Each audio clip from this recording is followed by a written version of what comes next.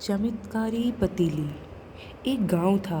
उस गांव में एक छोटे से मकान में हिता भाई अपनी बेटी के साथ रहती थी। अपने घर में वे दोनों आनंद से रहते। हिता भाई को विरासत में एक पतीली मिली थी। इस पतीली का उनको बहुत सहारा था। भोजन का समय होने पर वह पतीली को चूल्हे पर चढ़ाती और कहती, पतीली पतीली झटपट पका, भूख लगी है खीर पका। फिर तो पतीली में खीर उबलने लगती। जब माँ बेटी के खाने लायक खीर हो जाती तब हिताबाई बोलती, पतीली पतीली हो जा ठप, भूख हमारी भागे टप। यह सुनकर पतीली खीर पकाना बंद कर देती। हिताबाई के पड़ोस में पशा चाचा रहते थे। उनको बहुत आश्चर्य होता कि हिताबाई और उसकी बेटी क्या पकाते हैं और क्या खाती हैं। कुछ पता ही नहीं लगता। पशा चाचा की आर्थिक स्थिति अच्छी थी, फिर भी उन्हें हिताबाई के लिए आश्चर्य होता। एक बार पशा चाचा ने अपनी खिड़की से हिताबाई के घर में देखा। चूल्हे पर पतीली रख कर हिताबाई बोली, पतीली पतीली झटपट पका, भूख लगी है खीर पका।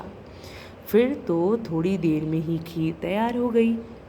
यह देखकर पशा चाचा ने सोचा, इतने दिन के बाद अब हिताबाई की चालाकी समझ में आई।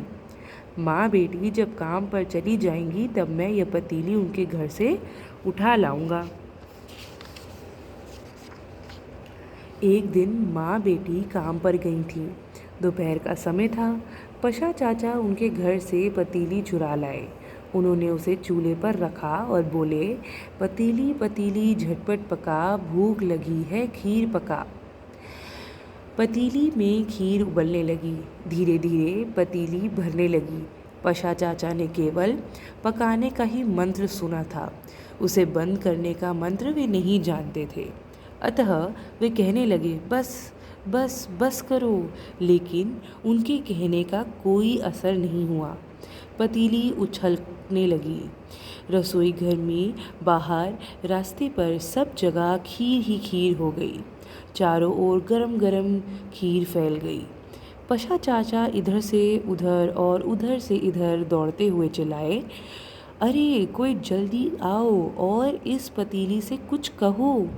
पूरे गांव में चारों ओर खीर ही खीर हो जाएगी।